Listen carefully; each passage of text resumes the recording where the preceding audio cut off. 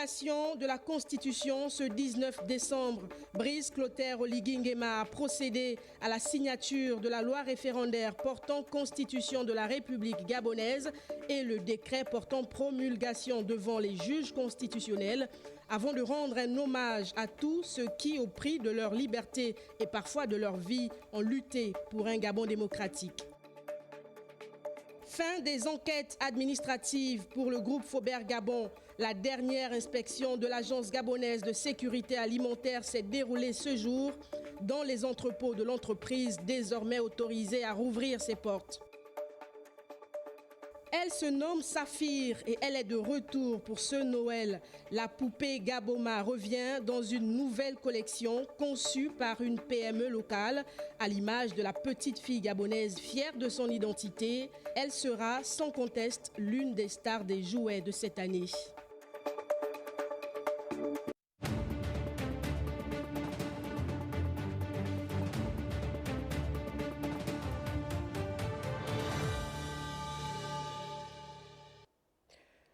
Voilà pour les titres. Madame, Monsieur, bonsoir et soyez les bienvenus dans votre journal. L'hymne national a retenti ce 19 décembre 2024, place de la Libération, à l'occasion de la cérémonie solennelle de promulgation par le chef de l'État de la Constitution gabonaise, adoptée par référendum constitutionnel. Brice Clotaire Oligui Nguema a salué les forces vives de la nation qui ont concouru au succès de cet événement qui marque la naissance de la Ve République, avant de rappeler le rôle de cette nouvelle loi fondamentale qui entrera en vigueur après l'élection présidentielle de 2025. Communication présidentielle. Libreville, place de la Libération, jeudi 19 décembre 2024. Le soleil, en cette matinée, approche sereinement du zénith. La patrie gabonaise aujourd'hui ouvre une page nouvelle de son histoire avec la cérémonie de signature des actes de la nouvelle loi constitutionnelle. Ce jour est à marquer d'une pierre blanche dans la conscience de tous les Gabonais, ceux d'aujourd'hui et ceux de demain lorsqu'ils verront les images que vous allez conserver à partir d'aujourd'hui, les images de ce jour. Cette constitution marque le passage vraiment à une nouvelle ère dans notre pays. Nous allons passer à une étape où notre pays s'élève un peu plus avec tous ses citoyens vers cette félicité tant sollicitée par nos aînés, par les pères fondateurs de notre pays. C'est un moment historique parce que d'aucuns pensaient que la transition allait accoucher d'une souris, mais là nous voyons que même le chronogramme que le président a prévu est très respecté. À tour de rôle, le ministre de la Justice, garde des Sceaux, celui en charge de la réforme des institutions et le Premier ministre, chef du gouvernement, confirment leur engagement avec la pose de contre-seing avant l'acte de signature du président de la transition qui scelle l'avènement de la Ve République. Vous, peuple gabonais, souverain primaire, me donnez aujourd'hui l'opportunité de rendre officiel, au travers de cette cérémonie éponyme, son intégration dans l'ordonnancement juridique interne du Gabon. Je suis d'autant plus heureux de le faire, car cette adoption est la résultante d'un processus électoral inclusif, d'une campagne qui s'est déroulée sans heurts, dans un climat apaisé. Adoptée par voie référendaire le 16 novembre dernier à 91,64%, la Constitution promulguée a été remise symboliquement au juge constitutionnel. Le document paraphé ce jour, place de la Libération, est conforme aux aspirations du peuple gabonais depuis le coup de la Libération du 30 août 2023. Il se situe aux antipodes de l'ordre ancien. C'est manifestement la matérialisation ici de l'aspiration en faveur d'une constitution adoptée avec le citoyen gabonais au centre de tous les processus. Nous voulons croire avec force et résolution que la transition en République gabonaise, sous votre haute impulsion, tiendra ses engagements envers la patrie et le peuple gabonais. Aujourd'hui, à travers cette belle parade militaire et ces instants de communion partagée, Le peuple réuni ici célèbre encore l'essor de la patrie vers la félicité. Et c'est donc l'aboutissement d'un processus entamé depuis un peu plus d'1 an à travers un calendrier élaboré par le CTRI devant conduire au retour à l'ordre constitutionnel. Le Conseil des ministres dirigé par le chef de l'État juste derrière cette cérémonie s'est satisfait de cet événement majeur qui marque le début d'une nouvelle ère pour le pays. Les dossiers urgents et le bilan de l'action gouvernementale étaient sur la table. La presse de la présidence nous fait le point. Plusieurs semaines après la tenue du dernier Conseil des ministres, un autre, probablement le dernier de l'année, s'est tenu ce jeudi. Comme à l'accoutumée, le tour de table est dirigé par le président de la transition et se tient au moment où notre pays procède à la signature de la loi constitutionnelle et du décret de promulgation de cette dernière. C'est donc un conseil de ministres qui s'inscrit dans un contexte particulier avec des réformes structurelles en cours où des décisions cruciales sont attendues afin de poser les bases dans la continuité d'un Gabon nouveau. Ce rendez-vous s'articule autour du bilan des actions du CTRI avec un regard particulier sur les réalisations en cours et en perspective pour le bien-être des Gabonais. Au cours de ce conclave, plusieurs projets de textes réglementaires ont été soumis. À l'échelle internationale, le Conseil des ministres s'est réjoui des différents séjours du numéro 1 gabonais effectués en Belgique, en Égypte, au Sénégal, en France et récemment au Cameroun où le général Brice Clotaire Oligui a pris part aux côtés de ses pairs au sommet extraordinaire de la Communauté économique et monétaire d'Afrique centrale afin de se pencher sur la situation économique de cette institution de la sous-région Afrique centrale. Concernant l'avis du Parlement, sachez que les honorables députés membres de la Commission de la planification, de l'aménagement du territoire, des infrastructures, des travaux publics, de la communication et de l'innovation ont auditionné le ministre de l'Habitat, de l'Urbanisme et du Cadastre, Ludovic Menyendong, sur le projet de loi portant rectification de l'ordonnance portant réorganisation du Fonds national de l'habitat. Presse Assemblée nationale. Le projet de loi portant ratification de l'ordonnance numéro 0015/2024 du 31 août 2024 portant réorganisation du Fonds national de l'habitat dévoile principalement la mission du dit fonds et la nécessité de le réaffecter au ministère de l'Habitat.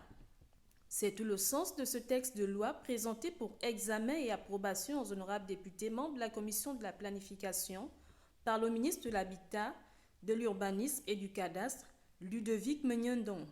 Le Fonds national de l'habitat, FNH, a été créé par l'ordonnance numéro 3/73 du 12 janvier 1973 avec pour ambition de faciliter le financement des programmes de logement populaire et en particulier les infrastructures nécessaires, c'est-à-dire les logements sociaux et les VRD indispensables à leur habitabilité. Il n'est pas inutile ici de rappeler que lors d'un récent conseil des ministres, le président de la transition, président de la République, chef de l'État, le général de brigade, son Excellence Brice Clotaire Oligui avait arbitré et validé le transfert du FNH au ministère en charge de l'habitat. Ce projet de loi prévoit en outre que le Fonds national de l'habitat soit géré par un comité de gestion présidé par le ministre en charge de l'habitat. Le comité de gestion en question est composé des représentants des différentes administrations et les ressources de ce fonds doivent faire l'objet d'une péréquation entre les entités intéressées, à savoir les unités de l'administration centrale, l'Agence nationale de l'urbanisme, des travaux topographiques et du cadastre, la Société nationale immobilière. Après son récent vote par les députés de la transition, le projet de loi des finances est désormais sur la table des sénateurs, membres de la commission des finances. Dans le cadre de l'examen de cet important texte, ces derniers ont conjointement auditionné le ministre Charles Mba des comptes publics et Maïs Mouissi de l'économie. On fait le point avec la presse du Sénat.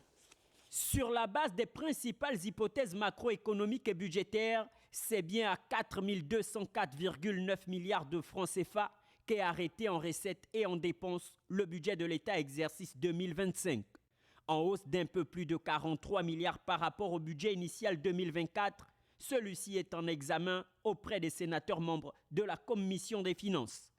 Côté recettes, il s'évalue à 2 879,2 milliards de francs CFA.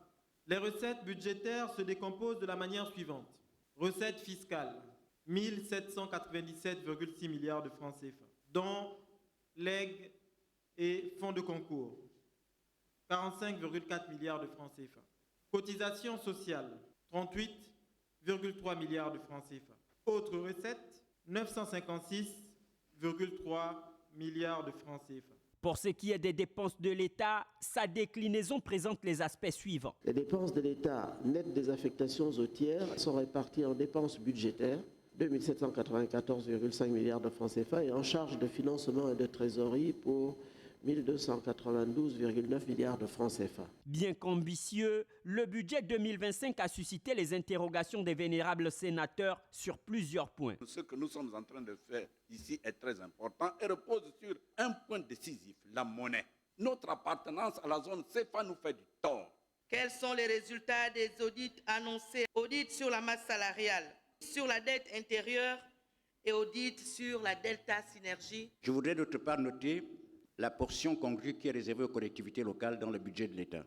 Or, nous savons que les collectivités locales font face à des obligations qui sont liées au transfert des compétences. Ce passage des ministres financiers ouvre la voie aux auditions des membres du gouvernement qui devront chacun défendre les dotations accordées à leurs départements respectifs.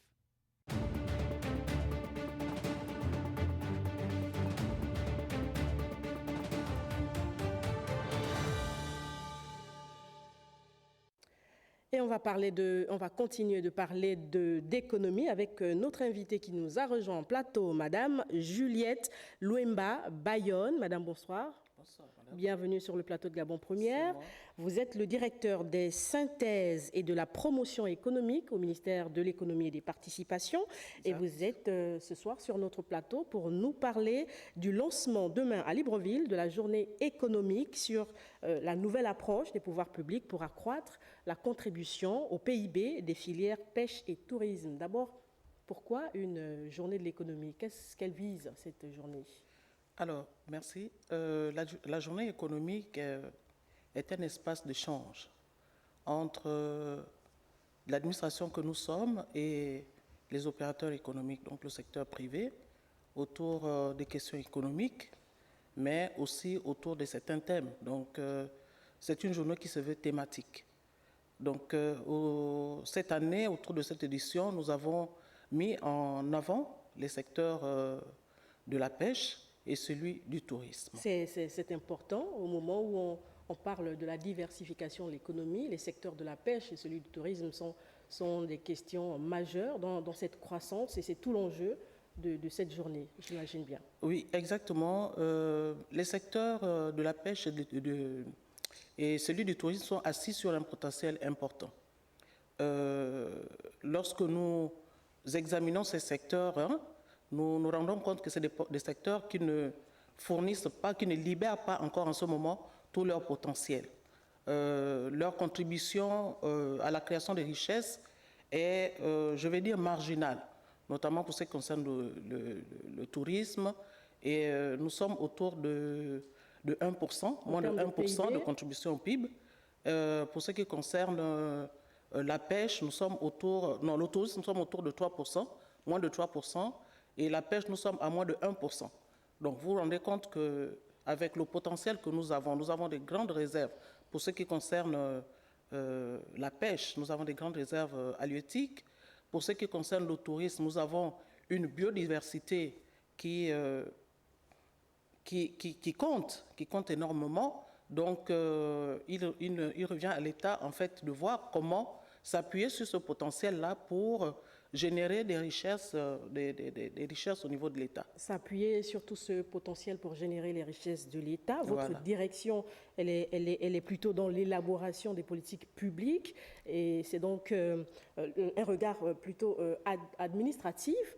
Mais les secteurs privés, les acteurs des secteurs privés, quelle va être leur participation au cours de ces travaux?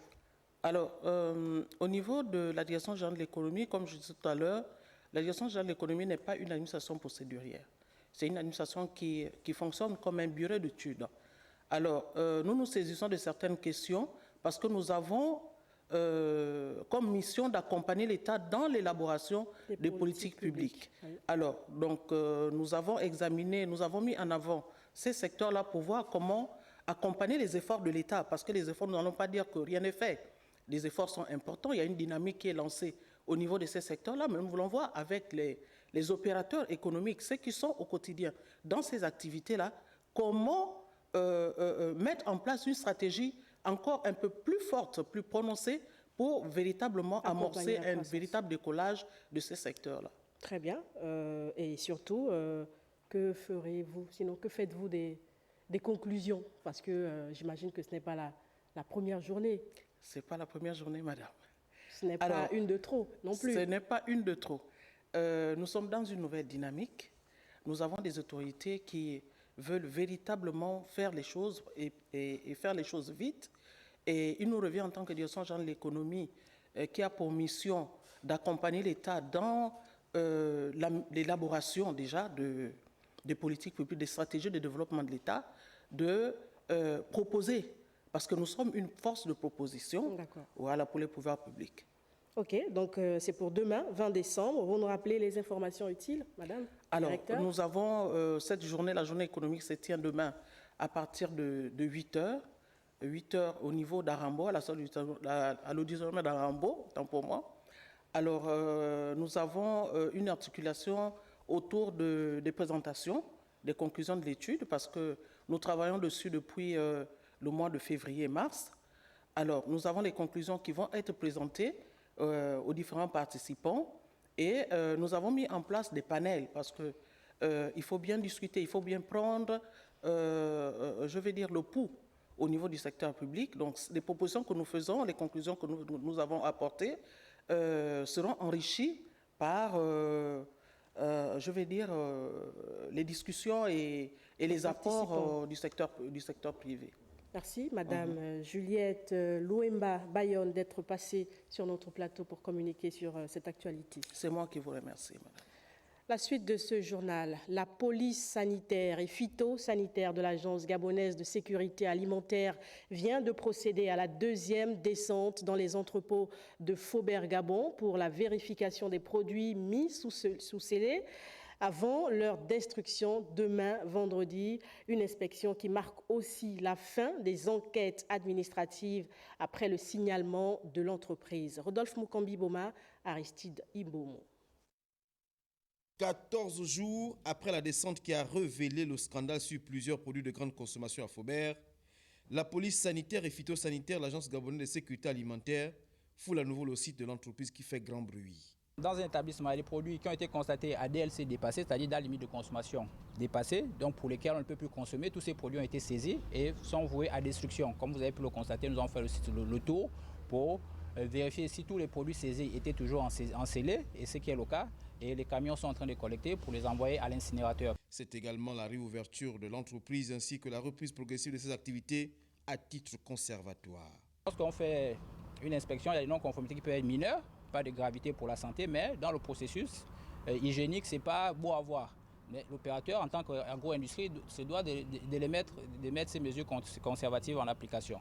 Donc chaque usine, en fonction de ce qui a été constaté, a un programme bien déterminé de mesures conservatoires à mettre en œuvre avant de recommencer à rentrer en production. Pas de panique sur la consommation de certains produits. Ceux qui sont mis sur le marché ne sont pas impropres à la consommation.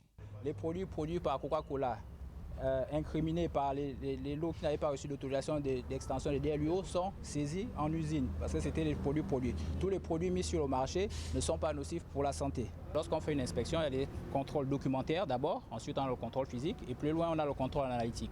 Et ce qui a conduit principalement à la fermeture de l'usine de Coca-Cola. Les dates limites d'utilisation optimale ne sont pas en principe nocifs pour la santé du consommateur. Mais pour faire ces extensions, l'opérateur a besoin de l'autorisation de l'administration compétente qui est l'Agence gabonaise de sécurité alimentaire. Faubert-Gabon est à nouveau ouvert avec la consigne claire de corriger les griefs constatés. Les 1500 employés du groupe au Gabon vont regagner timidement leur lieu de travail, scellé depuis le 4 décembre 2024. On parle aussi de cet atelier national sur la problématique des aires et patrimoines conservés par les peuples autochtones et communautés locales qui s'est tenu ce jour à Libreville. La rencontre pose les bases d'un nouvel horizon pour la conservation au Gabon. Gaël Mbimba Okoko et Marie-Thérèse Kassa.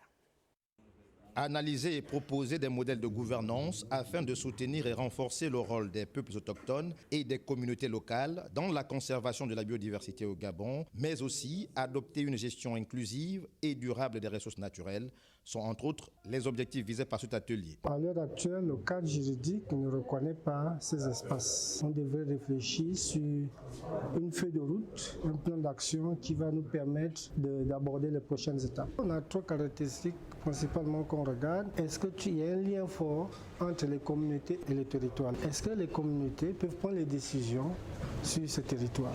Troisième chose, est-ce que ce territoire contribue au bien-être de la communauté et à la préservation de la biodiversité dans ce territoire? Cette rencontre nationale cadre avec la vision globale de l'Organisation des Nations Unies qui vise à convertir 30% de la planète en zone protégée d'ici 2030. Cet atelier représente donc une occasion unique de définir des stratégies concrètes pour intégrer pleinement les APAC dans notre vision nationale de la conservation. Ensemble, nous devons nous assurer que ces territoires de vie soient non seulement reconnus, mais aussi valorisés comme des piliers essentiels de la préservation de la biodiversité et du développement durable. Les conclusions devraient sans nul doute servir de guide en matière de conservation de ce type d'aires protégées. Les travaux de l'atelier sur la problématique des aires et patrimoines conservés par les peuples autochtones et communautés rurales s'achèvent ce vendredi. Avec près de 8 900 milliards de francs CFA de son PIB généré à travers l'artisanat chaque année, le Maroc est un exemple à suivre dans le domaine de l'artisanat. La visite des structures de formation et d'encadrement des jeunes apprentis par la délégation du ministère du Tourisme et de l'artisanat gabonais semble avoir mis tout le monde d'accord. On fait le point avec Yannick Menga qui est sur place.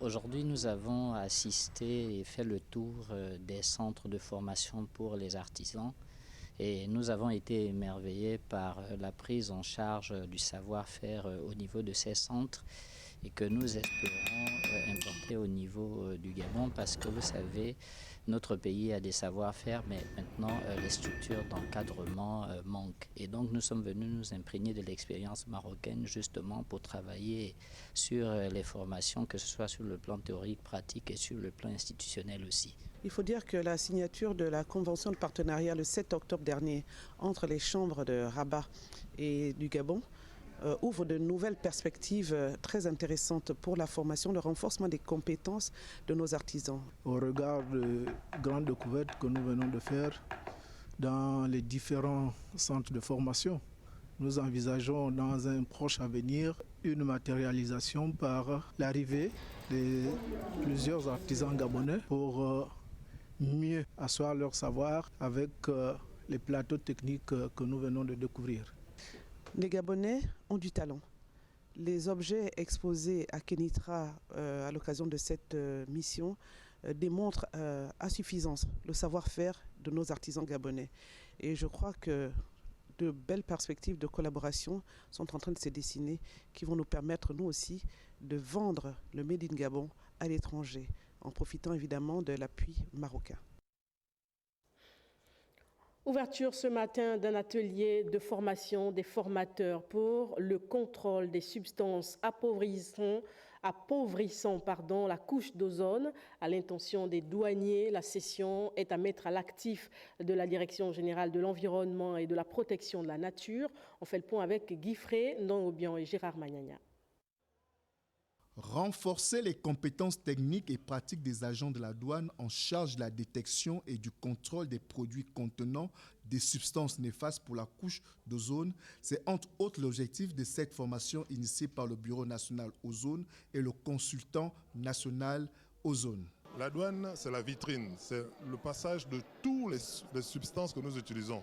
Pour que ça rentre dans le pays, il faut que ça passe par la douane. Donc nous souhaitons que la douane soit outillée pour que la douane travaille en étroite collaboration avec le bureau ozone Il est ici question de veiller à l'application du protocole de Montréal. Partout dans le monde, les administrations douanières sont en première ligne pour faire appliquer le protocole de Montréal. Les douaniers qui surveillent et contrôlent les mouvements transfrontaliers de substances qui appauvrissent la couche d'ozone et de gaz fluorés s'assurent que les marchandises acheminées sont conformes aux dispositions commerciales du protocole. En luttant contre le commerce illégal de ces substances, les autorités douanières jouent un rôle crucial dans les efforts de la communauté internationale visant à préserver la couche d'ozone et à combattre le changement climatique. Avec l'éradication de certains fluides frigorigènes d'ici 2030, le Gabon met tout en œuvre pour la matérialisation de cet agenda. Le ministre de la Santé, pour sa part, a reçu en audience la directrice sectorielle du numérique pour l'Afrique centrale et de l'Ouest, à la tête d'une mission de la Banque mondiale qui cofinance e-Gabon, au centre des discussions, la digitalisation et l'interconnexion des structures de santé au Gabon. Andy Tungi, chez Limania. C'est la directrice sectorielle du numérique pour l'Afrique centrale et de l'Ouest, Joanna Konikova, qui a conduit chez le ministre gabonais de la Santé la mission de la Banque mondiale qui cofinance e-Gabon, un projet de digitalisation et d'interconnexion des structures de santé dont l'enjeu est précis. Accélérer la mise en œuvre du Gabon. Et si ce projet réussira, on va réussir de construire un système de santé le plus avancé du continent. Accéléré sur instruction du président de la transition, le général de brigade, Brice Clotaire Oligui Nguema, le projet e-Gabon Santé va franchir l'étape de son extension, les quelques obstacles ayant été levés. Nous avons beaucoup avancé dans ce projet et nous sommes dans une phase dite pilote qui consiste à implémenter véritablement le système au niveau des structures sanitaires. Et donc, 3 structures ont été préalablement déjà été concernées par cette phase. Et donc, cette mission de haut niveau, du niveau régional des instances de la Banque mondiale, consiste évidemment à faire le point de cette première phase afin finalement de passer à la deuxième grande phase pilote qui devrait concerner une dizaine de structures hospitalières. Le ministre de la Santé, la directrice sectorielle du numérique de la Banque mondiale et leurs équipes se sont accordés sur l'urgence d'intégrer les nouveaux hôpitaux au projet. Le ministère de la Santé qui procède actuellement à l'actualisation des normes tarifaires en matière d'hygiène publique et assainissement pour les établissements recevant du public. Les travaux qui vont durer 2 jours sont suivis pour vous par Léa Virginie Atsam et Gérard Magnagna. Les plus hautes autorités se sont engagées à restaurer les institutions de manière générale, plus particulièrement l'administration gabonaise. C'est dans ce cadre que s'inscrit cet atelier sur l'actualisation de la tarification des prestations et infractions en matière d'hygiène publique et d'assainissement. Vous êtes invités à réfléchir sur les différents aspects concernant l'hygiène publique en général et spécifiquement sur les questions d'hygiène et d'assainissement des établissements recevant du public et proposer une tarification conforme aux exigences conjoncturelles et qui prend en compte les critères liés aussi bien à la qualité des normes, aux risques encourus par les usagers qu'aux impacts environnementaux. Au terme de cet atelier, un document de tarification devrait être mis en œuvre, un document conforme aux réalités du moment. Le principal résultat attendu, bien sûr, c'est de disposer d'un document, d'un texte de tarification qui nous permette donc de prendre en compte toutes les situations liées justement à la mise en œuvre des missions et des prestations de l'Institut d'hygiène publique et d'assainissement. Cette rencontre sur l'actualisation de la tarification de prestations et infractions en matière d'hygiène publique et d'assainissement a pour objectif de redynamiser l'action de l'Institut de l'hygiène publique et de l'adapter aux exigences de modernité et de performance. La sélection nationale gabonaise de Jiu-Jitsu a pris part au fighting system individuel à Marrakech sur la période du 10 au 15 décembre dernier. L'équipe qui a terminé 3e de la compétition est de retour à Libreville. Elle a été reçue par le patron des sports, le docteur André Jacogan. Le point avec Charles Goula et Francis Banja. 2 médailles de bronze, c'est la moisson du jiu-jitsu gabonais de retour de Marrakech. Andy Nyangon Obam et Pierre-Stéphane Bambumba sont les athlètes qui se sont distingués durant cette compétition. Je suis satisfait. D'un côté, je me suis battu parce que j'ai affronté le champion du monde, Christophe Poutou, et j'ai affronté le champion d'Afrique, le Marocain. Je pense que le prochain championnat d'Afrique, je pourrais prendre la première place. Ce que nous demandons au ministre des Sports, c'est de plus nous donner des stages sportifs à l'extérieur du pays. Et je pense qu'à travers ça, on va plus ou moins ramener une médaille d'or forcément, parce qu'on a touché déjà et on a vu qu'on pouvait arriver. Tant que nous sommes, personne n'a démérité sur le travail qu'on a eu à faire, que ce soit physique, spirituel et dans le cadre moral. Tout le monde a mérité, sauf que c'est une première fois qu'on participe à cette compétition. On espère que prochainement, nous allons faire mieux, nous allons porter plus de médailles. Le ministre en charge des sports, le docteur André Jacogan, qui a soutenu cette délégation, se satisfait de ce résultat. Le Gabon est de ce fait qualifié pour le prochain championnat d'Afrique de la discipline en Tunisie en septembre 2025 et au championnat du monde de Jiu-Jitsu en Thaïlande l'année prochaine. Fin des visites d'inspection du directeur général de la Société équatoriale des mines dans la province de la Ngounié, département de Tsamba Magoti, district d'Ikobe. Là-bas, il est allé constater les réalisations de la société dans cette partie du pays en présence de Pélagie Mbui, Wono et Tito Mohamed. C'est dans la province de l'Angounié que le directeur général de la Société équatoriale des mines et une forte délégation ont mis fin à la tournée d'inspection des sites en exploitation. Ici, sur le site de Kumba, Jude Ngwaeman est venu évaluer les différentes réalisations effectuées par la SEM au profit de la population locale et du personnel. Kumba est un site très important pour la SEM. C'est un site stratégique. La SEM, en tant que société d'État, tient vraiment à s'implanter durablement dans cette localité. Des actions louables qui rentrent dans le cadre de la politique RSE chère aux autorités de la transition. Aujourd'hui, avec la nouvelle direction de la SEM, on voit des réalisations high-core. Notamment, il y a un pont qui a été construit pour permettre aux populations de vaquer à leurs occupations. La route a été faite, donc ils ont fait un forage pour permettre aux populations de ne plus boire de l'eau souillée. Et il y a aussi un dispensaire à la Seine qui permet aux populations de bien se soigner plutôt que de rallier Foucault ou l'Ambaréné quand ils sont en difficulté. Le premier responsable de la SEM a profité du séjour pour renforcer les liens avec la population en organisant un arbre de Noël avant l'heure à l'endroit des enfants. La remise des jouets pour des jeunes, des enfants de la contrée de Kumba pour célébrer Noël en toute tranquillité. Et il a pensé à nos enfants, vraiment ça nous va droit au cœur. Voilà des réalisations qui augurent des lendemains meilleurs pour la population locale qui vit à proximité des sites d'exploitation.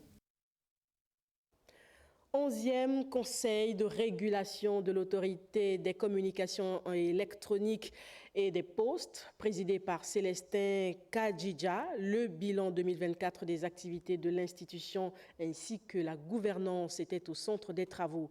Guifré Ndangobian, Syriac Harris.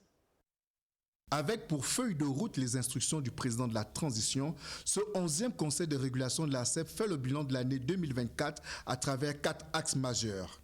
La bonne gouvernance, l'assainissement du cadre financier, l'amélioration de la gestion du spectre des fréquences et le développement du service universel. Concernant donc le premier axe de l'amélioration de la gouvernance, nous avons fixé notre cap sur une gouvernance participative. C'est ainsi que nous avons créé plusieurs comités, en commençant par le comité de direction, de CODIR. Nous avons mis également en place un COPI, donc un comité de gestion de projet. Nous avons aussi mis en place un certain nombre de lignes directrices en termes de management prévisionnel. Et nous avons aussi réhabilité le collège de personnel. Pour ce qui est du deuxième axe financier, nous avons réalisé un audit afin d'évaluer les ressources de l'ARCEP, afin d'évaluer les charges, afin d'évaluer également l'encours de la dette que nous avons trouvée. Et suite à cet audit, nous avons pris des recommandations et nous avons mis en œuvre certaines actions pour améliorer donc, la gestion financière. Concernant le troisième point, c'est la gestion des fréquences, que nous travaillons avec l'ANEF, avec qui nous avons donc signé un protocole d'accord et nous partageons donc ensemble la gestion du spectre de fréquences. Le dernier point, c'est le développement du service universel. Donc, le service universel qui est donc l'amélioration de la connectivité dans les zones rurales. Nous avions 20 sites à réaliser. Nous avons réalisé 3 sites qui vont être inaugurés et mis en service dans quelques jours. Dans l'optimisation de l'inclusion numérique, la connectivité en zone rurale gagne du terrain. Au Gabon, nous atteignons une couverture de 97% du territoire national qui est couvert en téléphonie et en Internet. Cela représente un certain nombre de villages. Si on compte en âme, c'est à peu près 5000 personnes. Donc nous mettons tout en œuvre pour cela. Durant cette année 2024, l'ARCEP s'évolue plus proche des consommateurs et des opérateurs économiques en inaugurant des délégations provinciales. Autre événement et non les moindres à mettre à l'actif, c'est la tenue de la 22e réunion annuelle du Fratel que Libreville a abrité les 26 et 27 novembre dernier.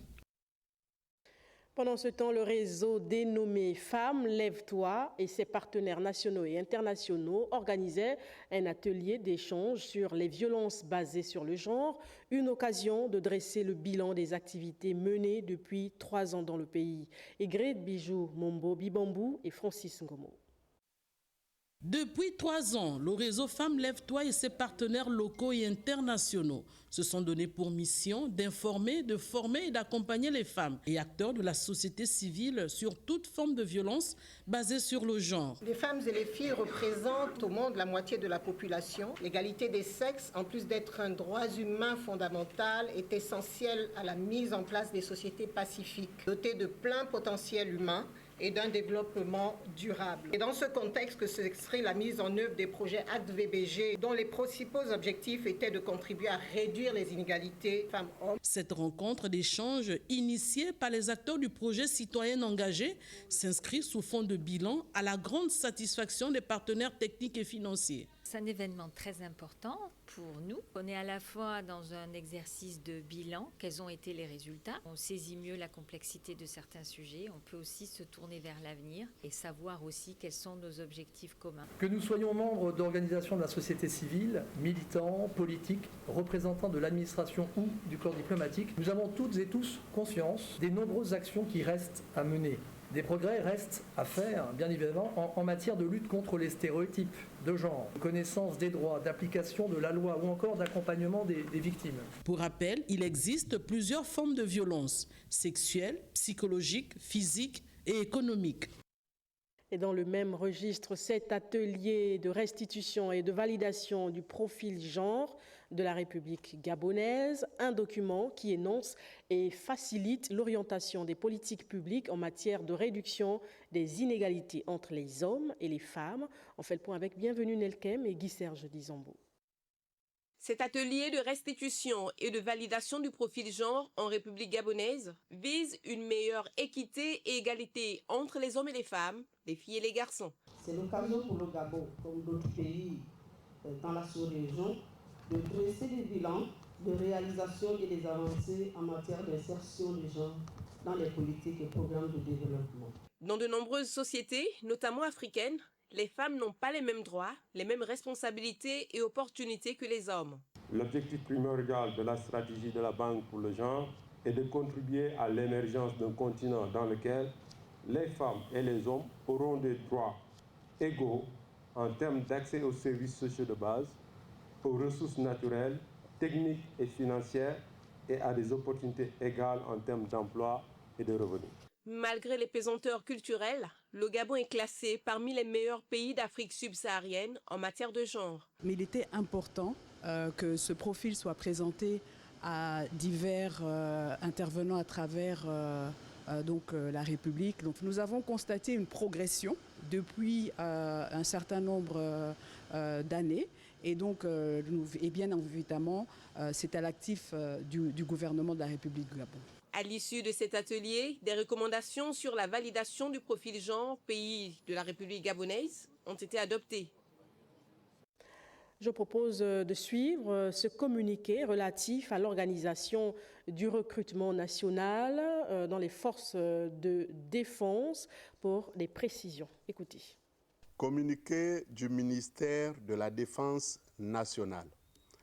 En vue de garantir la justice, l'équité et l'impartialité dans l'organisation, le dépouillement et la publication des résultats relatifs au concours du recrutement national instruit par les très hautes autorités du CTRI, en tête desquelles le président de la transition, président de la République, chef de l'État, chef suprême des forces de défense et de sécurité, son Excellence, Monsieur le général de brigade, Brice Clotaire Oligui-Nguema, Madame le général de corps d'armée, Brigitte Onkanoa, ministre de la Défense nationale, porte à la connaissance de l'ensemble des populations gabonaises et des participants au dit concours les informations ci-après. Premièrement, du jeudi 19 au vendredi 20 décembre 2024, compilation des dossiers de candidature dans chaque chef-lieu de province. Deuxièmement, samedi 21 décembre 2024, affichage des listes de candidats. Troisièmement, dimanche 22 décembre 2024, déroulement simultané du concours dans les centres retenus des chefs-lieux de province, correction des épreuves et dépouillement des résultats sur place. Quatrièmement, lundi 23 décembre 2024, affichage des noms des admis dans chaque chef-lieu de province et retour des différentes délégations sur Libreville pour la compilation globale de tous les résultats. Fait à Libreville le 18 décembre 2024, le ministre de la Défense nationale, général de corps d'armée, Brigitte Onkanoa. Je vous remercie.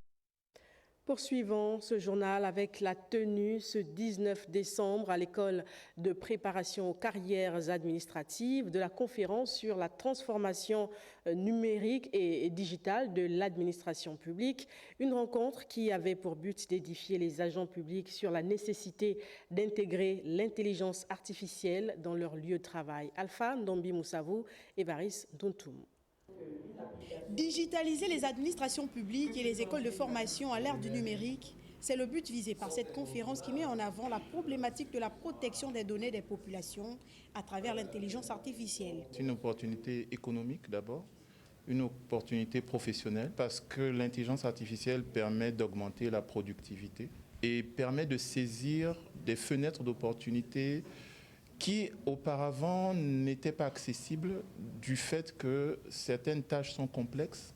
Le fait d'avoir des machines ou des algorithmes qui sont capables de reproduire ce que fait l'être humain a permis de désenclaver certains domaines. Pu exposer sur les défis que rencontre l'agent de l'administration, également donner aussi des conseils sur comment ils peuvent aborder ce métier, étant donné que la transformation digitale aujourd'hui qui s'impose à l'administration vient également avec des défis qui doivent être contournés. Une initiative qui a permis aux participants d'être édifiés sur l'importance du digital dans l'amélioration de leurs conditions de travail. On sort de là avec un sentiment de satisfaction.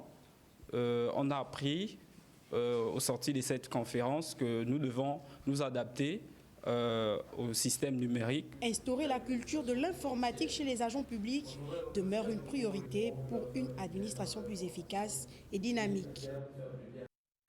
La Chambre provinciale des comptes de Ntoum a effectué sa rentrée judiciaire ce jeudi 19 décembre, une audience solennelle au cours de laquelle les greffiers nouvellement promus ont été installés. On fait le point avec Évrard Mata. L'année judiciaire 2024-2025 est effective à la Chambre provinciale des comptes d'Ntoum. Elle est ouverte par cette audience solennelle des rentrées, ponctuée par l'installation des 4 greffiers nouvellement affectés dans cette juridiction. Les promus ont été appelés à exercer avec exemplarité leurs charges. Les greffiers sont astreints sous peine de nullité de la procédure à des obligations spécifiques, notamment l'obligation d'assister les magistrats dans tous les actes prévus par la loi, l'obligation d'authentifier les actes de la procédure. Les greffiers sont en outre tenus sous peine de sanctions disciplinaires à l'obligation de discrétion, l'obligation de résider dans la ville de leur juridiction. Pour ce nouvel exercice judiciaire, l'instance financière d'Ntoum compte jouer pleinement son rôle de gendarme de l'action budgétaire des structures publiques de la province. La Chambre provinciale des comptes de Ntoum, en application des dispositions des articles 97 et 98, a pour mission principale le jugement des comptes de gestion des comptables publics des collectivités locales de la province de l'Estuaire, ainsi que ceux de leurs établissements publics, le contrôle budgétaire et de la gestion des collectivités locales, des administrations et services publics locaux, la déclaration et l'appurement des gestions de fait découverts lors des contrôles budgétaires et de gestion, la sanction des fautes de gestion découvertes également lors des contrôles budgétaires et de gestion. La rentrée judiciaire de la Chambre provinciale des comptes d'Ntoum s'est déroulée en présence des autorités administratives, unitaires et des parents des greffiers nouvellement installés. Une délégation de la Direction générale de la protection de l'enfance était de sortie sur le terrain.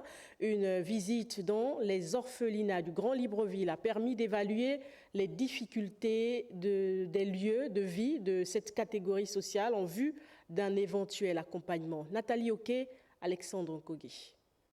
Pour le ministère de la Justice, la direction en charge de la promotion des droits de l'enfance joue un rôle important dans la vie, surtout dans la réinsertion des mineurs. La visite de terrain, accompagnée des partenaires, vise comme objectif l'amélioration et la prise en charge des enfants en difficulté sociale, notamment ceux des orphelinats du Grand Libreville. Cette tournée a mis en exergue plusieurs réalités et manquements que nous pensons connaître, mais ça nous a donné envie de chercher des partenaires pour pouvoir pallier certaines difficultés, notamment en chaussures, en habits, en goûter et en cadeaux. En ces temps de l'Avent, quoi de plus important que de montrer notre solidarité vis-à-vis des enfants et qui sont notre priorité et l'avenir de notre pays. Ce qui a retenu notre attention pour ces 3 premiers choix, c'était les conditions et aussi le fait que les enfants étaient majoritairement pieds nus, avaient beaucoup de besoins. Donc nous avons ciblé les besoins urgents. Une mission conjointe au contact des orphelins pour échanger et renforcer la promotion de leurs droits. Durant cette année, on visitera souvent les orphelinats et les centres d'accueil. Je vais chercher à pouvoir aider au plus profond du Gabon des centres comme ceux-là, parce que je sais que ces centres-là sont un peu oubliés. On va essayer de faire le maximum. Les centres d'accueil privés, nous ne sommes pas subventionnés, nous sommes un peu oubliés. Donc nous vous disons merci pour votre présence ici. Pour nous, c'est une joie de vous recevoir aussi. La sortie des agents du ministère de la Justice via cette direction générale marque un nouveau départ, un nouvel élan de solidarité pour permettre à ces structures d'être subventionnées et aider les enfants à une réinsertion sociale dans leur famille. Du sourire également pour les enfants hospitalisés du CHU de Libreville qui ont reçu la visite du Père Noël bien avant l'heure avec des cadeaux plein les mains. Jean-Augustin Zengui, Lubestar Lignongo.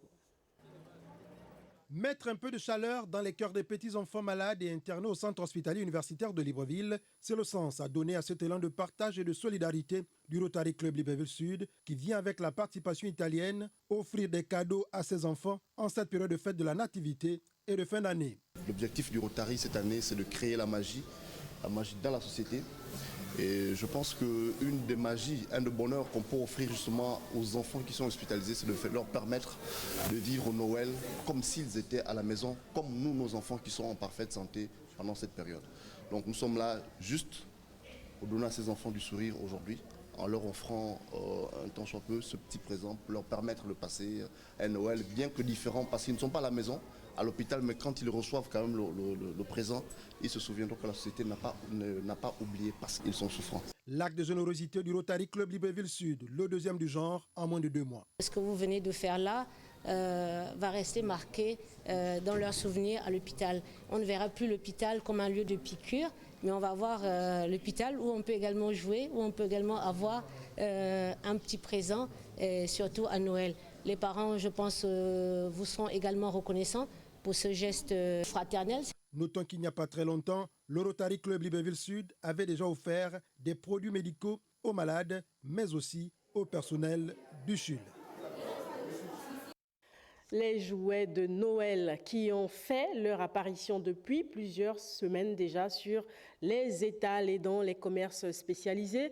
Pour vous faire une idée des tendances à la mode, chers parents, nous avons fait le déplacement en magasin pour votre plaisir. Alpha Ndombi Moussavo et Justin Jana. À l'approche de Noël, plusieurs magasins de la capitale se partent de leurs plus beaux atours afin d'offrir à leur clientèle des jouets diversifiés et innovants. Ça, c'est une tablette enfant éducative. Il y a 80 fonctions dedans, 40 fonctions en anglais, 40 fonctions en français. C'est un mélange d'apprendre et de jouer aussi en même temps. L'année là, on a essayé aussi de concentrer sur les jeux éducatifs où l'enfant peut développer un peu ses capacités. Bon, par rapport aux années précédentes, nous avons par exemple cet appareil photo là, et ça permet aux enfants de pouvoir s'exercer au métier de photographe. Nous avons également ces drones, ça permet d'éveiller les enfants. Des univers bien distincts qui jouent un rôle important dans l'épanouissement et l'imaginaire des enfants. Au lieu de prendre les poupées, les machins, ça peut l'aider à écrire, à lire, à compter, à connaître les couleurs. J'ai mon enfant de 2 ans. J'aimerais lui prendre cette tablette parce qu'elle est très instructive pour le développement des enfants. Avec cette tablette, il y a des jeux à l'intérieur éducatifs. Il peut apprendre l'alphabet, il peut apprendre à compter. Il y a également des jeux qui peuvent se permettre de se distraire pour ne plus toucher au téléphone de ses parents. La fête de Noël est une occasion qui devait permettre à plusieurs parents d'offrir des cadeaux à leur progéniture afin de contribuer davantage à leur éveil et au développement de leurs compétences. Et Saphir est également sur les étals. La poupée Gaboma fait son retour à travers une nouvelle collection au style hors pair. Nous avons rencontré la créatrice qui nous a dévoilé un tout petit bout de toute l'histoire derrière cette créativité. Rita Bogondong et Médard Engeng. Nous voici dans l'univers de Saphir Badinga. Saphir, c'est cette jeune Gabonaise au teint mat, stylée, swag, belle, représentée ici sur cette poupée. Sur des rayons dans certains magasins, la poupée gabonaise arbore fière allure aux côtés d'un autre style européen. L'idée de créer une poupée noire vient déjà de ma fille, qui s'appelle Saphir. Et à ces 1 an, je cherchais des poupées noires parce que je suis depuis 2016 dans la revalorisation de la beauté naturelle et n'ayant pas pu trouver des poupées à l'image de ma fille, j'ai initié le projet de créer une poupée gabonaise avec des traits de chez nous. C'est aussi un moyen d'identification pour nos petites filles pour que demain elles ne soient pas influencées par la dépigmentation ou le défrisage qui emmène souvent plusieurs maladies et qu'elles soient plutôt fières des femmes noires qu'elles sont. Dans la conception de l'artiste, toutes les teintes de peau sont représentées. Noir ébène, bronze et même celle communément appelée jaune banane.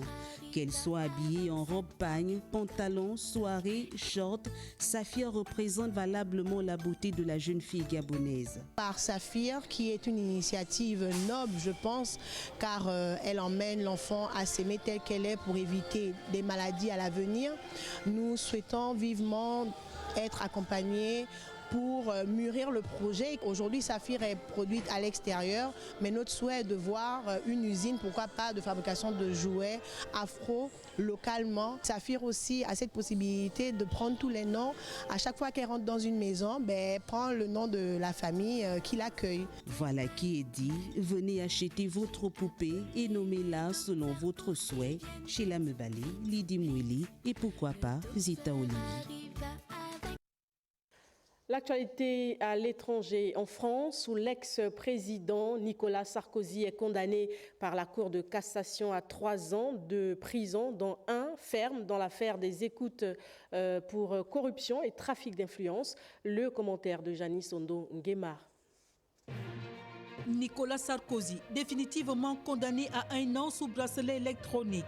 Condamnation de Sarkozy. Jamais une peine aussi dure n'avait été prononcée en France contre un ex-président. Nicolas Sarkozy, condamné à 3 ans de prison. Une décision historique pour la vie politique française. Voilà autant de titres qui font la une des journaux en France et à l'étranger. La condamnation définitive. À 3 ans de prison, dont un enferme sous bracelet électronique de Sarkozy, fait des choux gras de la presse dans son ensemble. L'ex-locataire de l'Élysée est jugé depuis plus d'une décennie dans l'affaire dite des écoutes pour corruption et trafic d'influence. Sarko est reconnu coupable par la Cour de cassation de Paris d'avoir conclu le pacte de corruption avec un haut magistrat de cette même cour pour influer sur une procédure judiciaire à son encontre en échange d'un coup de pouce devant l'aider à décrocher un poste prestigieux. La plus haute juridiction française de l'ordre judiciaire a rejeté mercredi le pourvoi en cassation de l'ex-chef d'État français, confirmant plutôt les 2 années de sursis prononcées en 2011 avec une 3e année de prison ferme sous bracelet électronique. Jusqu'ici suspendue, cette peine à laquelle s'ajoutent 3 ans d'inéligibilité est désormais applicable. Monsieur Sarko, 69 ans, va être convoqué devant le juge de l'application des peines qui devra déterminer les modalités de son nouveau bijou électronique au poignet. Mais il convient de préciser tout de même qu'il n'ira pas physiquement en prison. Ses avocats ont déjà fait savoir qu'ils saisiront la Cour européenne des droits de l'homme pour obtenir la garantie des droits que les juges français lui ont déniés. Revenons à Libreville pour parler de cinéma, Le cœur des hommes. C'est le dernier long métrage du réalisateur gabonais Melchi Obiang. Le ministre de la Communication et des Médias, Laurence Ndon, a assisté à l'avant-première de cette fiction qui met en lumière les faits de société. Cabrel Guillain, les mamies.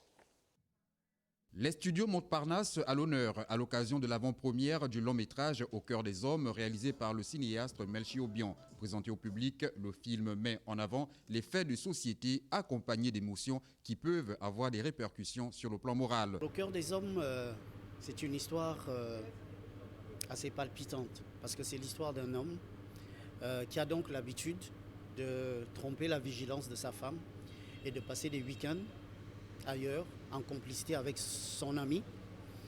Et donc, comme on dit souvent, 99 jours, 100e jour pour Dieu. Et puis, il va se faire attraper, mais de lui-même. L'avant-première de ce long métrage, Au cœur des hommes, intervient après le film Au cœur des femmes, produit par le même réalisateur et la même équipe, déterminée à mettre en valeur le cinéma gabonais. C'est pour nous, dans les studios Montparnasse, une façon d'attirer l'attention de chacun sur les choix que nous faisons dans la vie, les choix que nous faisons avec émotion, les choix que nous faisons en pensant tromper les autres alors qu'on se fait du mal, d'abord à soi-même. Au cœur des hommes est donc une illustration parfaite de la promotion des valeurs de la société gabonaise, laquelle cadre avec la vision du président de la transition qui est celle de faire du Gabon une terre de cinéma. Vous avez choisi de mettre en lumière les émotions humaines, les fragilités, mais aussi la résilience de nos peuples. À travers ce film, vous redonnez aux spectateurs un espace pour la réflexion et l'identification. Votre œuvre prouve que le talent gabonais ne demande qu'à s'épanouir, pour peu qu'il bénéficie du soutien nécessaire. En dehors de cette avant-première, une caravane sera organisée dans le but de présenter le film au public dans les 9 provinces que compte le pays. Point de presse à l'ordre du jour dans la compétition culturelle Miss Eben Gabon. Les acteurs de cette rencontre sont revenus sur l'expérience des candidates venues des différentes provinces du pays. Rebecca Fono et Ivaris Ndontomo. Organisateurs, candidats et médias se sont réunis pour interagir sur le concours de beauté national. Lors de cette rencontre, plusieurs thématiques ont été mises en avant, notamment les ambitions et valeurs que prône cette compétition. Ce concours a pour mission d'encourager l'éducation et l'autonomisation. Il est question ici d'offrir aux candidates des formations et des opportunités qui les préparent à devenir des leaders dans leur communauté.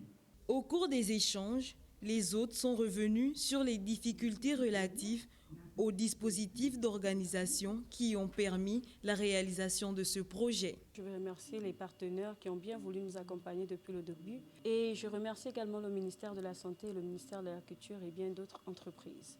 Malheureusement, on n'a pas eu cet encouragement du gouvernement. Donc les prix que nous allons donner sont des prix qui sont à fonds propres de l'association Black Choco. Ce n'est pas énorme, mais ça permet, et je pense que ça va permettre à ces jeunes filles de les accompagner dans leurs études et dans les projets qu'elles auront pendant leur mandat. Le 20 décembre prochain aura lieu la finale de Miss Eben Gabon, première édition. Les populations sont invitées à se munir dès maintenant d'un ticket afin de venir célébrer la culture gabonaise aux couleurs ébènes.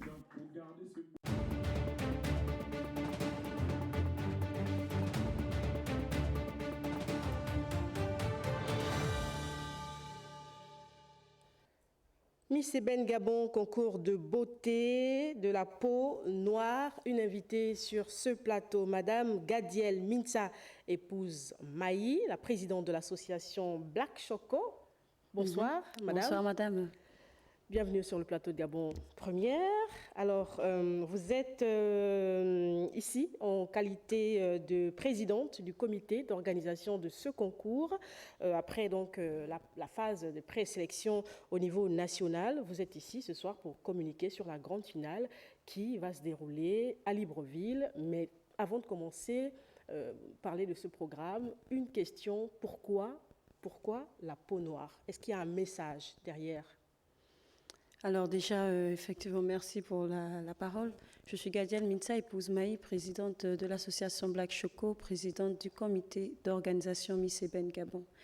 Et ce soir, je suis venue vous parler de Miss Eben Gabon, qui est un grand événement qui va se dérouler ce vendredi 20 décembre du côté de Yarden à partir de 19h. Ah, c'est pour la grande finale. La grande finale. Alors, Miss Eben Gabon, l'idée m'est venue lorsque... Sur les réseaux, j'ai commencé à voir qu'il y avait une jeunesse un peu dépravée et qui voulait se décaper la peau, aujourd'hui les jeunes filles se décapent la peau. Et donc, moi, sur les réseaux, qu'est-ce que je fais? Je valorise la teinte noire, je mets en valeur la beauté noire et je me suis dit, pourquoi pas faire un événement qui tourne autour de la beauté noire pour justement valoriser l'estime de soi et la fierté de l'identité culturelle. Et justement, sur le terrain, à travers les provinces, est-ce que ce projet a bien été accueilli par ces jeunes filles que vous visez? Ah oui, ça a été bien accueilli parce que la communication a été bien faite d'ailleurs par Gabon Télévision, que je remercie, Radio Gabon et tous les autres partenaires de communication. Gabon Télévision est toujours au rendez-vous des grands événements. En fait. Ah ben toujours. Donc lorsque nous sommes arrivés dans les provinces, grâce à Fly Gabon qui nous a soutenus et qui a permis à la logistique des filles et du comité, nous avons été accueillis par les parents des candidates et des candidates elles-mêmes. Nous avons eu plein d'inscriptions et donc de là, nous avons pu ou su tirer 2 candidates dans chaque province, donc dans chaque chef-lieu. On retient que la compétition s'est bien déroulée à travers les provinces. Vous avez dit dans le reportage qui vient d'être diffusé que vous n'avez pas eu le soutien du gouvernement qui vous accompagne. Ah oui, ça c'est une question qui revient plus souvent. Alors déjà, comme je remercie certains partenaires, nous avons eu des partenaires qui nous ont accompagnés, mais matériellement. Très bien. Notamment Fly Gabon, la société de construction d'excellence qui nous a apporté son soutien financier. Mais vous savez, c'est insuffisant. Oui, comme vous le dites si bien, un tel événement engage des coûts en termes de logistique, techniques et tout ce qui a trait au prix des lauréates et même leur formation pendant leur mandat. Et nous avons eu le plaisir d'être reçus par Madame la Première Dame. C'est très bien. Ah ben oui, elle nous a encouragés, on a eu une séance de travail, nous avons revu ensemble les critères de sélection et tout s'est bien passé. Et demain, ça promet d'être une soirée exceptionnelle pour la grande finale. Exactement. Demain, ce sera une soirée exceptionnelle. Nous avons toujours besoin des fonds. Nous sommes face aux défis et réalités de l'organisation. Et nous sommes encore à l'heure actuelle confrontés à certains besoins. Donc, je profite de l'occasion pour faire un appel à tous les partenaires. Et j'exhorte aussi à la conscience du chef de l'État s'il peut nous venir en aide. Ce n'est pas un simple divertissement. Miss Eben Gabon, c'est un concours qui vise à valoriser la beauté naturelle de la femme noire, de promouvoir, encourager et récompenser cette femme-là qui se sent et qui continue à se sentir belle naturellement. Et les billets sont disponibles? Oui, les billets sont disponibles au hall de Gabon Télévision, aux galeries de Mbolo, Fred Optique, à partir de 10 000 francs le billet solo, 15 000 francs le billet duo et 25 000 francs seulement le billet VIP. Très bien, madame, et nous souhaitons bon courage pour la suite. Merci, merci, merci. Clôture de l'atelier d'appui du processus d'enregistrement sur les indications géographiques, principalement axées sur la pierre de Mbigou. Il s'agissait d'une sensibilisation et une formation des acteurs de l'Ogapi qui accompagnent les artisans dans leurs œuvres. Daniel Bouka, chez Limanéa. Créer les conditions favorables à la valorisation des résultats de la recherche et à l'exploitation des innovations technologiques par les entreprises nationales, rôle de l'OAPI joué au Gabon au cours de ces 2 jours de formation axés sur la reconnaissance de la pierre de Mbigou. Notre ère a connu un tournant territorial de l'économie mondiale dans lequel la valorisation des territoires est une nouvelle forme de compétitivité. Notre économie est également une économie de la connaissance, où la matière première clé réside dans le savoir-faire. Procéder à la formation des membres du Comité national des indications géographiques pour mieux accompagner les acteurs de la pierre de Mbigou. Je reste convaincu de ce que la propriété intellectuelle est un levier incontournable pour contribuer de façon significative au développement des États membres de l'OAPI et ses démembrements nationaux. Après réflexion, ces acteurs en formation ont émis quelques recommandations favorisant une exploitation optimale de cette pierre. La structuration, la restauration et la réhabilitation de la section pierre de Mbigou au sein de l'École nationale des arts et manufactures, ENAM. La pérennisation des métiers de l'artisanat pour former des maîtres artisans. Mais en plus, la création des unités de production sur les 3 sites de Mbigou, la construction des hangars pour stocker la matière première, l'établissement des laissez-passer aux artisans pour le transport de la pierre en toute sécurité et la subvention annuelle. La 4e édition du tournoi de basketball Wilfried Lendibi a connu son épilogue au gymnase du Prytanée militaire. C'est la team Basketball for Life qui a remporté le titre de champion du tournoi devant l'équipe Corpo de la santé militaire sur le score de 5-4. Fernande Nzambé, Guy Franklin Mangenga. Sur le parquet du Prytanée, la santé militaire en rouge affronte Basket for Life. Ici, les cartons s'enchaînent entre dribbles et tirs à 3 points. Les finalistes de l'édition 2023 ne manquent pas de concentration d'1 seconde. Chaque action à la seconde compte. Finalement, au terme du jeu, Basket for Life gagne la rencontre 53-47. C'était un match difficile, très difficile, mais bon, on a tout donné. On a tout donné. Ce trophée, on l'a perdu l'année dernière. Cette année, on est venu pour le récupérer et le travail a été fait. Pour la santé militaire qui était à sa première participation, cette défaite permet de remettre les pendules à l'heure. Nous avons manqué d'adresse, il faut le dire. On a eu beaucoup de lancers francs que nous n'avons pas convertis. Et je pense que c'est surtout ça, sur ça que le match s'est joué. On a perdu, on a laissé beaucoup de points en route, comme on dit dans le jargon, en ne convertissant pas tous les lancers francs qu'on a pu avoir. Les organisateurs, quant à eux, dressent un bilan plutôt positif de cette 4e édition. C'est un tournoi corpo et nous avons eu des tranches d'âge allant jusqu'à 60 ans passés. Nous sommes fiers parce que les équipes s'impliquent dans ce tournoi et sont satisfaites des résultats à la fin. Ce tournoi corpo en mémoire de Wilfried Lendibi membre de la corporation Banja Corpo, a vu la participation de 6 clubs. Parmi les récompenses, celle du basketball féminin. Et c'est l'heure de la revue de presse avec Cabrel Guillain-Lemami. Bonsoir Cabrel. Bonsoir à tous.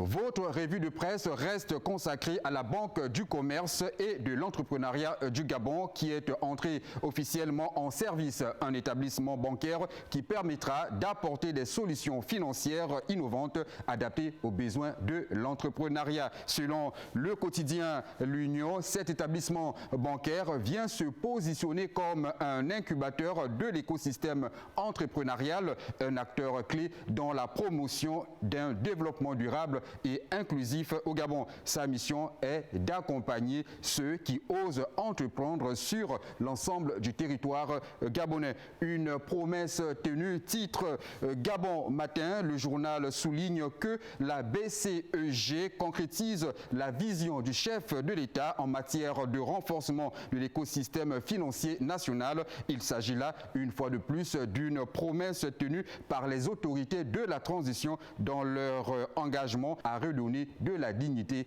aux Gabonais. Pour Gabon Media Time, c'est une étape majeure franchie par le Gabon dans la redynamisation de son économie, un tournant décisif pour le Gabon qui cherche à diversifier son économie et à renforcer sa résilience face aux défis mondiaux.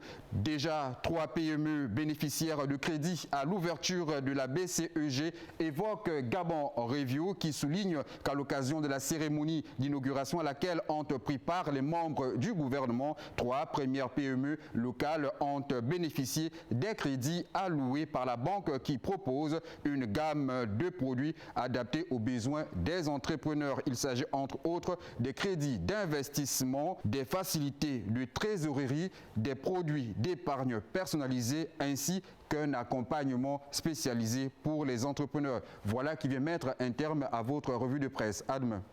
Écho du code électoral, agenda des travaux, reportages, plateaux spéciaux. Écho du code, c'est sur Gabon Première.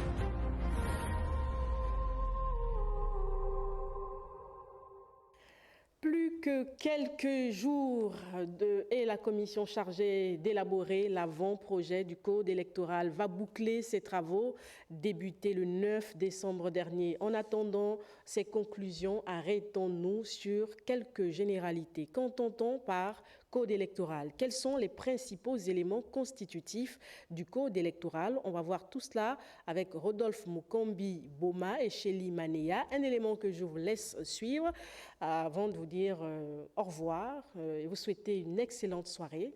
On se retrouve demain à 20h sur ce même plateau.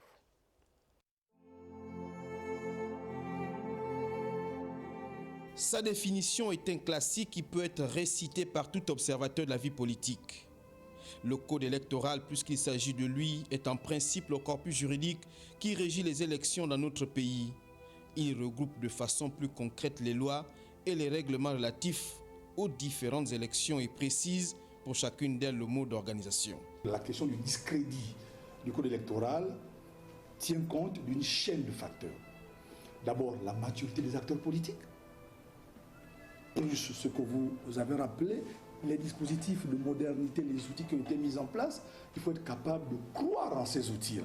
Notre pays applique le code électoral du 12 mars 1996 selon les informations de la Direction générale des élections et des libertés publiques du ministère de l'Intérieur. Ce corpus juridique est subdivisé en 11 titres, 21 chapitres, 4 sections et 164 articles. S'il y a quelques orientations qui nous paraissent pertinentes, il y a d'abord la question de l'équité spatiale. Si on considère l'ancienne situation, on sait que on a par exemple dans l'ancienne carte électorale, l'ancien découpage, on avait des situations où on peut avoir un parlementaire élu pour l'Assemblée nationale avec 300 députés, un autre élu avec 3000 députés. Il y a une inéquité. S'il y a un travail à faire, entre autres, parmi les autres préoccupations à prendre, indépendamment des partis politiques, nous sommes ici en tant qu'enseignants-chercheurs, c'est peut-être de réfléchir à une cohérence territoriale qui fasse en sorte que les élus soient à peu près à échelle minimale à peu près égale sur le plan de la population qui les élit et puis le territoire. Dans son contenu, le code électoral en vigueur traite des aspects liés au mode de scrutin, aux conditions d'inscription sur la liste électorale, l'établissement et la révision des listes électorales, les cartes d'électeurs, les conditions d'éligibilité et d'inéligibilité, les incompatibilités, la campagne électorale, les opérations de vote, le vote par procuration, les commissions électorales, le contentieux et les dispositions pénales. Pour cet universitaire, le dispositif législatif et réglementaire est certes solide, mais la notion de responsabilité des acteurs reste la principale préoccupation qu'il faudra résoudre. Ce n'est pas tellement peut-être le contenu du code électoral parce que les gens sont allés aux élections, mais ce qui a beaucoup plus posé problème généralement c'est le résultat. Donc le code électoral en tant qu'ensemble des règles, on a dit des dispositions législatives et réglementaires, beaucoup de ces règles sont bonnes puisqu'on a des cartes d'électeurs, on a un ensemble de variables qui passent. Ce qui pose problème, généralement, c'est le résultat qui a posé problème. Mais le résultat fondamentalement pour les élections présidentielles. Parce que je me permets de faire observer que si on devait faire une étude précise, ce qu'on a souvent convenu d'appeler la tour de Pise, donc la Cour constitutionnelle, il y a des résultats qui ont surpris plus d'un sur les autres élections hors la présidentielle. Donc notamment les locales et la présidentielle, même ceux qui étaient des tenants du pouvoir, il y a eu un ensemble donc, de sujets où les réponses de la Cour constitutionnelle ont étonné plus d'un, au sens où beaucoup ont eu des déconvenues qui étaient des chantres du système. Le gros du problème s'est posé au niveau de l'élection présidentielle, le résultat. On a tous entendu, on connaît toute la multiplicité des accords, entre les accords de Paris en 1994 et toute une série jusqu'en 2023 sur la non-acceptation du résultat des élections présidentielles parce qu'on estimait que le code électoral, il y avait des failles. Mais comme je dis bien, c'est pas c'est pas l'organisation, c'est pas la matrice du code électoral. Il y a des choses forcément à revoir, sur lesquelles on pourra revenir, mais c'est le résultat qui posait problème. Donc à partir du résultat, on dit bon, on va revenir, mais un peu sur le contenu. En l'état actuel des choses, nous sommes dans la phase d'élaboration d'un nouveau code électoral avec une commission dédiée. Les récriminations qui reviennent, ce sont la question du résultat final. On constate souvent qu'il est tranquille, a été faussé. Pourquoi? Parce qu'on se dit le résultat final dans les urnes, dans les différents bureaux, les électeurs, on a relevé tous, l'Union nationale vient de faire des recommandations fortes à l'endroit de la commission. Les résultats dans chaque salle, souvent, ne sont pas disponibles pour tout le monde. Il y a tout un ensemble. Le convoyage des résultats, souvent, on considère qu'il n'y a pas de crédibilité là-dessus entre le point où partent les bureaux, les urnes, et pour le centre d'assemblage, etc. Tout et tout.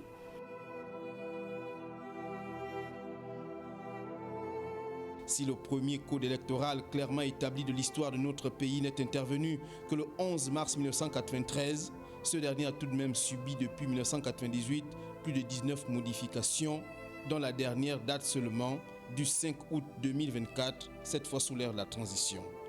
Qu'en sera-t-il pour celui qui est en cours d'élaboration? Va-t-il subir le même sort des 30 dernières années? Mystère.